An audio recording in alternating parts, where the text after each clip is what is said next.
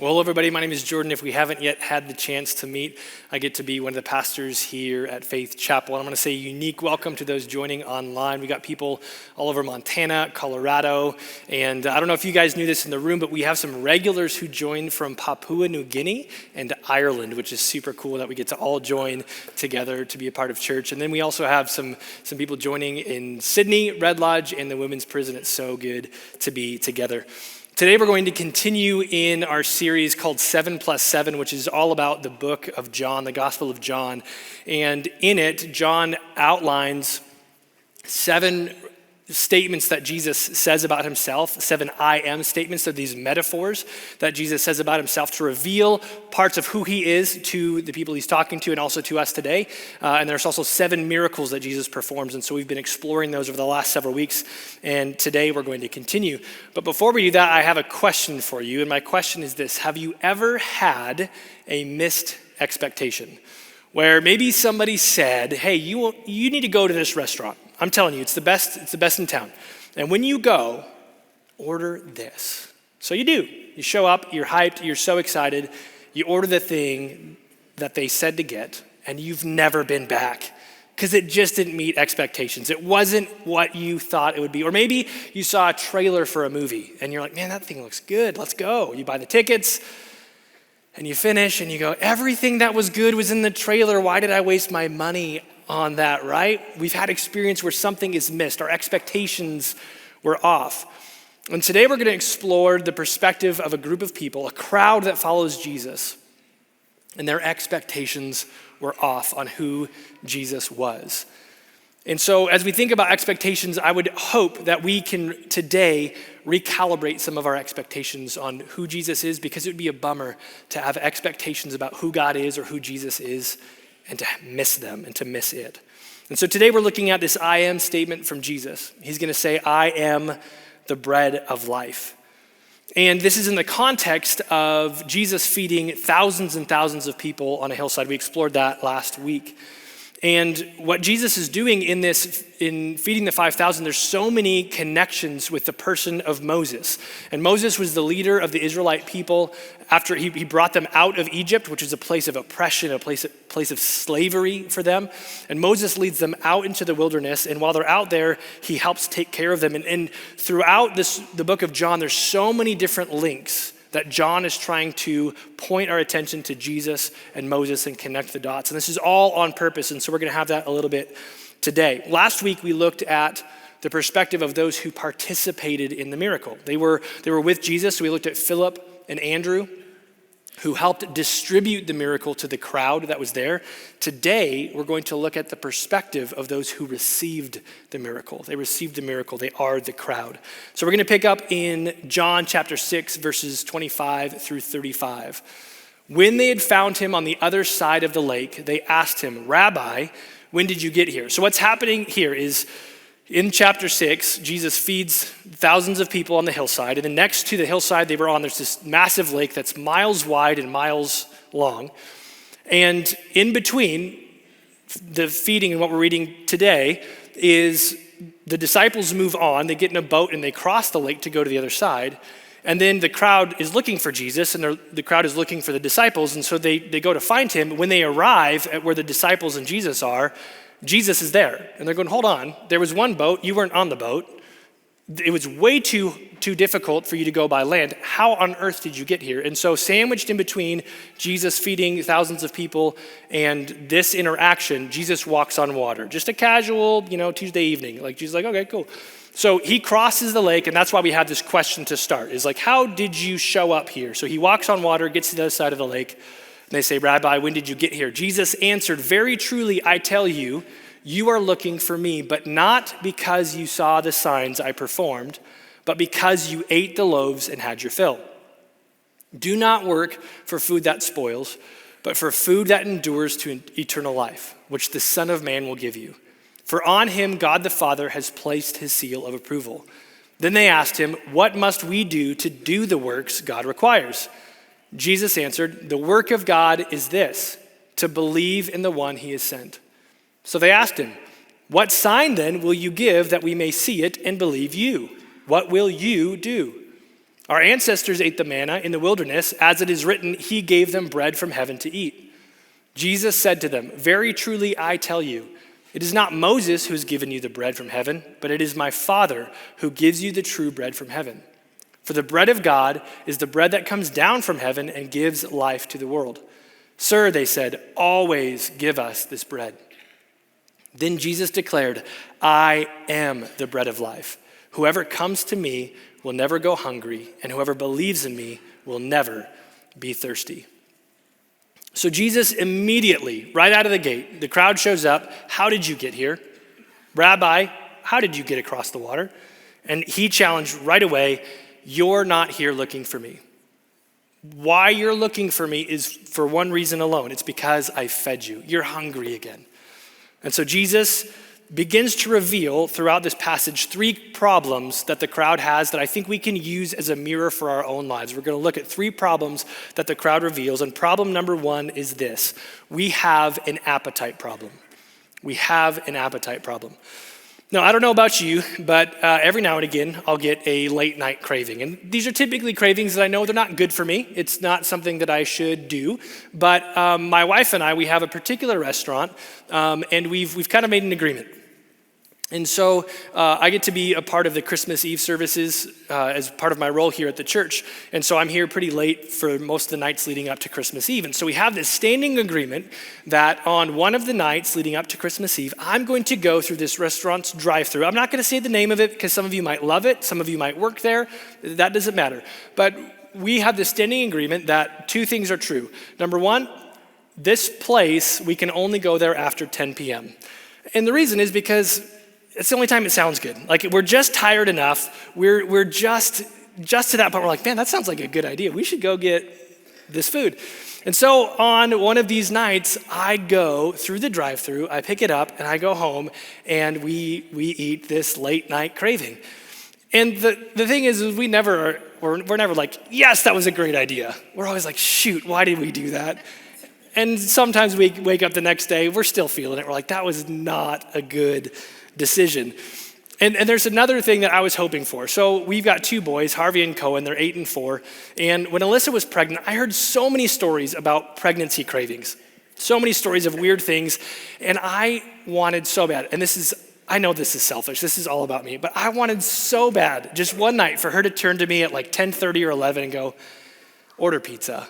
And I would have been like, yes, finally, I get to give in to this late night craving of pizza. I know it's not good for me. I know it's not healthy. I'm not gonna on a regular night just order pizza because I know that's not healthy. But I never got it. She never did it.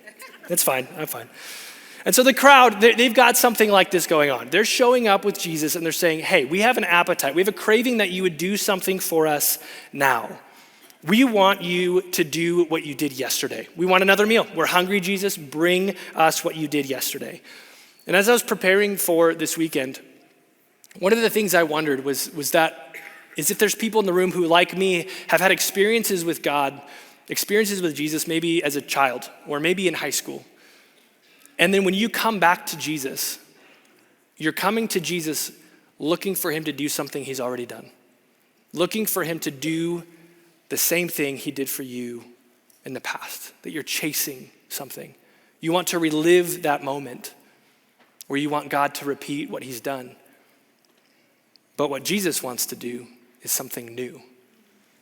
And I think that Jesus, as we read the rest of the passage, he's going to continue to say that he's wanting to do something new. He's going to reorient their expectations around who he is because he wants to do more than just give them another meal. Jesus wants to do more than cure the symptoms. Jesus wants to cure the disease. Jesus wants to do more than just give them another meal. He wants to get rid of the hunger altogether.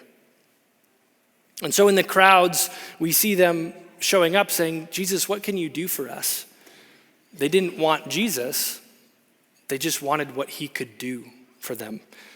And the irony is if they would have accepted Jesus for who he was, he could have done something in them so much greater. So Jesus responds to them and their challenge, and he says, okay, here's what I think you should do. You're here looking for a meal, but what you need to do is look for food that endures. Don't look for the bread that spoils. Don't look for the food that doesn't endure. Look for something that lasts. You're looking for something temporary. But Jesus is challenging them, you need a permanent solution. You've got an appetite problem and you're craving the wrong thing. You need a permanent solution. And what Jesus is pointing to as well is that he says this phrase that you should look for bread that leads to eternal life. And in our Western culture, and what I would normally do when I read a phrase like that is I'm going to think about life after death. Like I'd instantly jump to something else. But what Jesus is trying to do is he's trying to say, no, you should look for the thing, you should look for the food, you should look for the bread that brings that quality of life into today. It begins now. And there's phrases all throughout the New Testament, and Jesus uses them where he'll say things like the kingdom of God or the kingdom of heaven or the age to come. And what he's saying is that life can begin right now. All the fullness, the wholeness, the peace, the restoration, it begins today. It's not just out in the distance. It can begin now. Bring that quality. So when he says look for food that endures to eternal life, he's saying look for the thing that brings that quality right now, that fullness of life today. And the beauty is it will extend into life after death. It will extend into the age to come. And so the crowd says, hey, that sounds awesome. Where can we get this? We love that. We love the idea of the bread you're talking about. Where can we get it? And Jesus responds, believe. Believe in the one he has sent. And so they say, okay, we get it. You're hinting at yourself. You're hinting at you. Prove it. Prove that you're the one that we can trust. And so that leads us to problem number 2. And problem number 2 is we have a memory problem. We have a memory problem. See, this is the exact same crowd that the day before had experienced a miracle. The day before, they watched and experienced Jesus feeding them miraculously, thousands upon thousands of people. And they're saying, they just seem to completely have forgotten about it because they say, Moses fed us in the wilderness, what will you do? And the irony is this was a sign from Moses. What Jesus did by feeding them was a sign from Moses. Because when Israel was wandering, when Israel was out in the desert, they'd left Egypt and they're wandering for years and years. What would happen is they would wake up and every single day there would be bread from heaven on the ground, manna covering the ground, and it provided just enough food for every person in the community. Just enough, not too much, not too little, just enough to sustain them. And what God did was he provided for them in 2 ways. Number 1 would be physically, and that's obvious, right? They had enough food to eat, so they were sustained. But the second thing that happened was it provided for them spiritually, because every day they woke up, they saw that God was faithful and that God was good, and he was who he said he was by continuing to provide for them day after day after day. And so what this crowd was looking for is they're looking for a sign from Moses. That they're pointing to this person and they're saying, show us that you're the new Moses. We could trust him because of what he did out in the wilderness. So show us that you can be somebody we can trust and follow. Prove it, Jesus. But they completely miss it. Even though it was the day before, they completely miss the sign from Moses. And what Jesus does is he corrects them. He actually reorients a little bit and he says, you're actually remembering this a little bit wrong. It wasn't Moses who provided for you in the desert. It was God. And so he's trying to reorient their expectations and slowly kind of challenge them to think through things a little bit different. They were looking for Moses. They were looking for somebody who would be a prophet. Someone to bring them back home. Just like Moses had led them away from Egypt, away from oppression, away from slavery, this crowd was looking for someone to lead them home again because they were under the oppressive rule of Rome. And so there's this tension in them where they're saying, who's going to restore us? Who's going to, and all throughout the Old Testament, there were prophets who would speak of the final exodus. They would use the wandering in the wilderness and what Moses did as an example of this final person who would bring them home forever. It would be a final exodus, a final return. And so they're looking for a solution. They're living in this tension and they're saying, give us a sign from Moses. And Jesus responds saying, it's going to look a little different because the true bread of life doesn't come from Moses, it comes from God. The true bread of life comes from God. And they respond actually okay. They say, you know what? All right, we believe you. Always give us this bread. The direct quote, "Sir, always give us this bread. We're in. We want that bread. Give it to us." And Jesus says, "I am." Not I have, but I am the bread of life. Whoever comes to me will never go hungry, and whoever believes in me will never be thirsty. And so what Jesus is saying is he's saying that he is the source, that he is the true bread from heaven. The crowd, they expected a temporary solution, but Jesus is the lasting solution. They were looking for freedom and life, and they're wondering, how will freedom and life come back to us? And in that question of where does life come from, we encounter problem number 3. And problem number 3 is we have a source problem.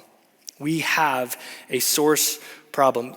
Because in their expectations, they were thinking that life would come from temporary solutions. Their vision of a king was a temporary political revolution to remove Rome. It was short-sighted because kingdoms rise and fall, right? So even in their vision of a king, it wouldn't last. It was a temporary solution. Their vision of a prophet, someone who would do miracles and wonders and feed their appetite for temporary solutions. All throughout their history, there were prophets who would come along and they would do these healings, they would do these miraculous signs and wonders, but it wasn't a permanent solution. It didn't last. And their vision of a Messiah was their ultimate leader who would restore Israel and bring back glory and establish peace. And so what Jesus is trying to do in this recalibration is he's saying, does life really come from a political order? Does life come from temporary healings and another meal? Does life come from the glory of a people group? And Jesus is saying in this moment to the crowd, he's saying, I am the source. I'm the one you've been waiting for. I'm the one you've been looking for. Will you accept it and follow me? And it was pretty difficult for the crowd actually to hear what Jesus says. And some were offended and some walked away as Jesus continues to expand on this. So the rest of chapter 6, it's 71 verses long. We're not going to read it out loud together, and you can breathe a sigh of relief because that's a lot. But Jesus continues to expound on this metaphor of being the bread of life. And he says something that's pretty provocative and pretty awkward and clunky, especially for us today. We would hear it and go, that doesn't feel right. And his hearers felt the same way. And Jesus continues to use this metaphor, and he says, if you want the bread of life, you must eat my flesh and drink my blood. And his hearers were like, what? You can't be serious. And they were offended, and they walked away. And today, we might hear that and say, what? You can't be serious. That doesn't make sense. Why would you say that, Jesus? Because it's weird, right? We're not cannibals. That's not what we're about. So why would Jesus say something like this? And I think Jesus says something like this because he doesn't want to be just an idea. He doesn't want to be something just off in the distance. Jesus wants integration with his people. He wants union with his people. He wants to become the actual source of life. And all throughout the book of John, John continues to try and help us understand, help his readers understand that Jesus was fully human, flesh and blood, but he was also totally and completely God, a perfect spiritual being. In fact, John chapter 1 opens with, in the beginning was the Word, which is pointing at the person of Jesus. The word means Jesus. And he says later, the Word became flesh and made his dwelling among us. So John is trying to help us understand that Jesus is fully human and fully God. And both are equally true.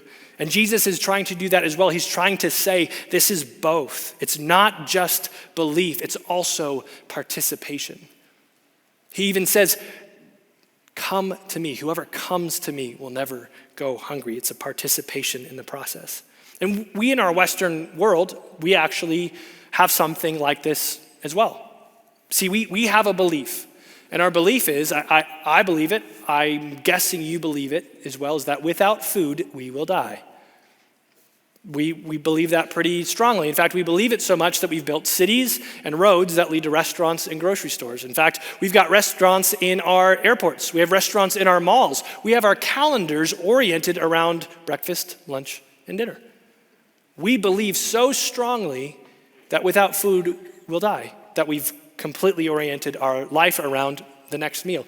And if you ever had the chance of hanging out with the Steingraber clan, in fact, when Alyssa and I were dating, I remember we were meeting up my extended family for the first time, the Steingrabers on my dad's side, and I said, hey, listen, there's something a little bit weird that we do. The Steingrabers have a little bit of an internal reputation, and it's kind of funny, it's kind of weird, but it's very true. And what we do is when we sit down for a meal, we almost immediately start talking about the next meal. Like we're just already on to the next thing. And so I say, just so you know, it's kind of an odd thing, but we do it. And so we sat down for lunch with all my extended family, and almost immediately one of my aunts goes, hey, so what are we gonna do for dinner? I was like, see, I told you, it's weird. I'm not saying it's healthy, it's just what we do. And we have this strong belief, right? We act on it, we orient our lives around it. And the kind of silly thing is if I believed that, but didn't act on it, what would happen? If I only believed without food, I would die, but then I chose not to eat, I would become malnourished. I would get sick. I would become lifeless, and I would experience the accompanying mental, emotional, and spiritual decay from lack of nourishment. So what Jesus is trying to say is, if I'm the bread of heaven, you must consume me. You must participate in this, because Jesus doesn't want to be one-dimensional. He doesn't want to be in one dimension only. Because even manna, what did manna do in the wilderness? Manna provided for them in two ways, right? It provided for them physically, but it also provided for them spiritually. And there are dangers if Jesus becomes one-dimensional in our lives. And it could look a little bit like this. If Jesus is only spiritual, we miss that Jesus is the Word made flesh. Our physical response and participation in this matters. It could look like this. We want results without the work. We want the spiritual fruit of not following in actual discipleship. Or we miss out on the foundations. There are things that have been staples of this Christianity movement for centuries. And sometimes we might say, I don't know that I'm into that. Even though it's been a staple of disciples for centuries, that's not for me. And we miss out. Or it could look like belief without obedience. That we believe it to be true, but we don't act on it. And if Jesus is only physical, it could mean that your physical response would be enough to not believe. And this could look like just going through the motions. You're just jumping through all the right hoops, doing all the right things. Yet you still have an unyielded desires and a heart that's not surrendered. It could be that we look good on the outside, yet inside there's turmoil, there's guilt, there's shame, there's brokenness. And what I love is that in this movement of Christianity, we've had something that helps us reconcile these two things together, the physical and the spiritual, and it's communion. Because communion is both. Communion is spiritual and symbolic, but it's also a physical participation in something that engages who we are. So I've got a few questions for us. Could it be that our expectations are off when we encounter the person of Jesus? Could it be that Jesus comes to us and we're asking the wrong questions, bringing temporary cravings to someone who is trying to give us something so much more than just our next meal? Could it be that in our memory loss, we've forgotten who is the true source? That we're looking for empty carbs instead of the bread of heaven. And what I mean by empty carbs is there's so many things in our lives that are not necessarily bad in and of themselves, but if we look to them for fulfillment, for life, for wholeness, for hope, they will come up empty. It could be political affiliation. It could be the way we spend or the way we shop. Distractions. It could be work and accomplishments. I know for me, that's a place I can tend to look to, work and accomplishments. It could be comforts, habits, addictions, you name it. The list could go on and on and on of things that we look to as the source, that they promise life, they promise freedom, but they do no such thing. Could it be that in the end, what we truly need is the bread of heaven, Jesus himself, to become our source? So what do we do with this? I think we come to Jesus. I think that's his invitation today. Come to Jesus. We come to Jesus as the source. And maybe we even go in reverse of the three problems that when we come to Jesus as the source and remember that he is the place for life and wholeness, we then choose to remember who he is. And as a result, our appetite and our cravings begin to change. We see Jesus for who he is and not just who we want him to be.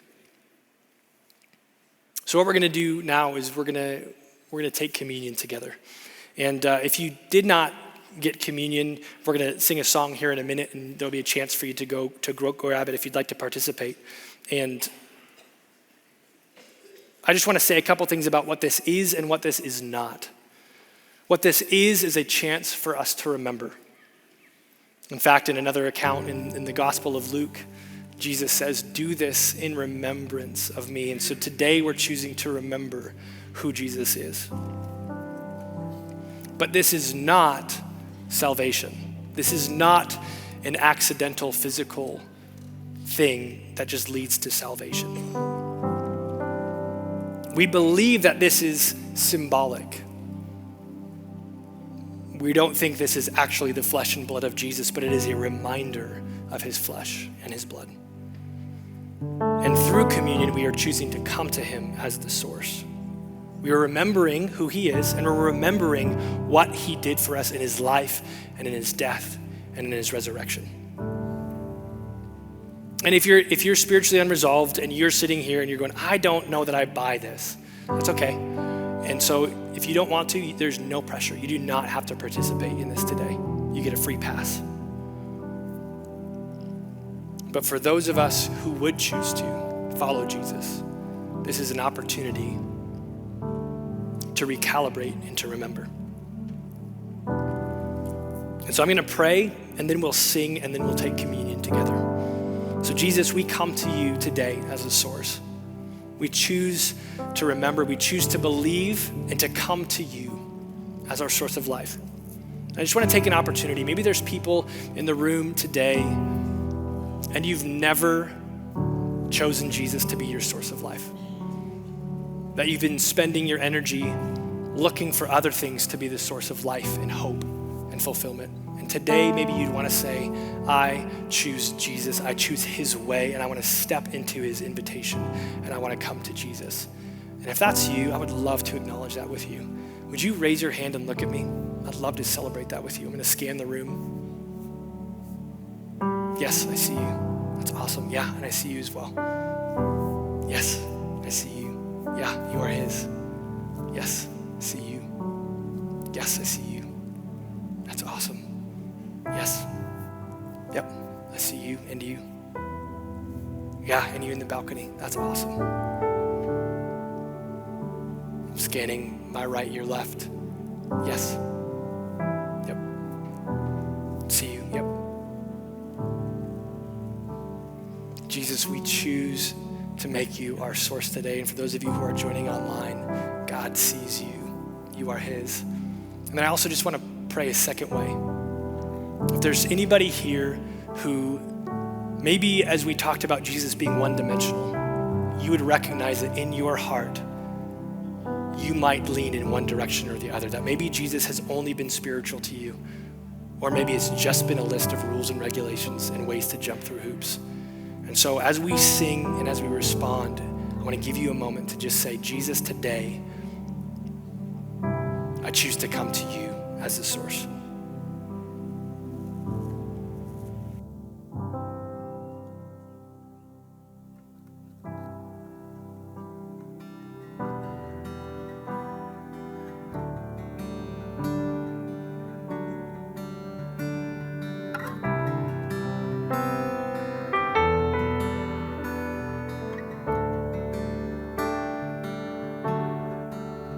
You give life, you are love, you bring light to the darkness, you give hope, you restore every heart that is broken. And great are you, Lord.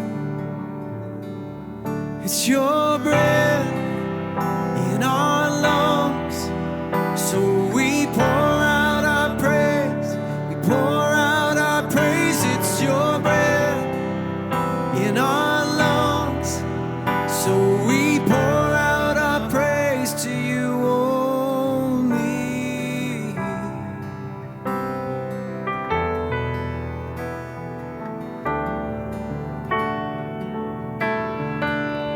You give life, you are love, you bring light to the darkness, you give hope, you restore every heart that is broken.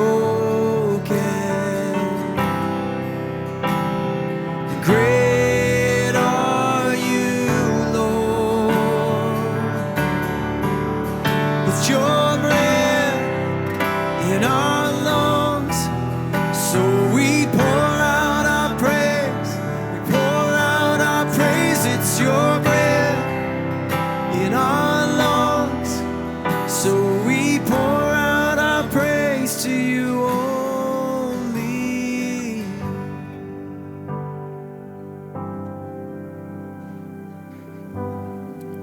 Jesus, we choose together to say that this act is not one-dimensional.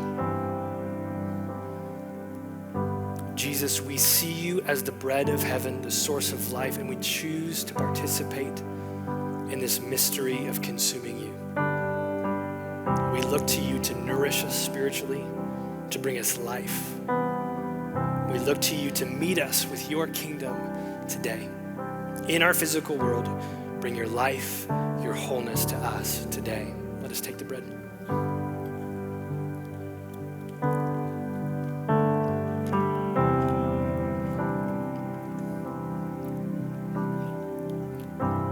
And Jesus, we ask that as we engage in this spiritual practice of communion, that you would shape our cravings. Would you help us crave you, the bread of life and the living water? Would we look to you as our source, as our Messiah, as our Savior, and would we remember that in you we find life? Let's take the cup.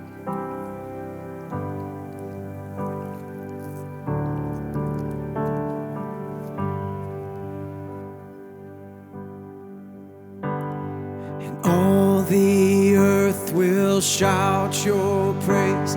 Our hearts will cry. These bones will sing. Great are you, Lord. All the earth. And all the earth will shout your praise. Our hearts will cry. These bones will sing.